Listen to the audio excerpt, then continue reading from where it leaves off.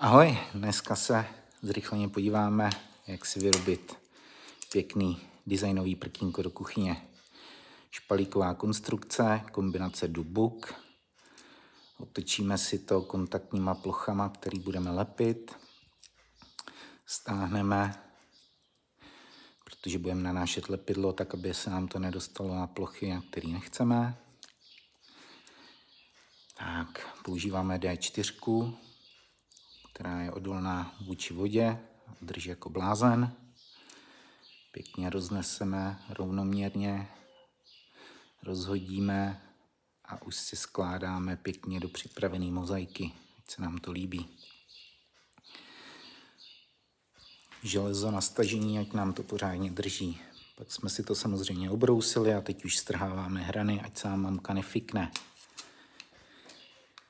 Tvrdý oskový olej pro kontakt s potravinami, který krásně vytáhne tu kresbu dřeva. Tak, máme hotovo.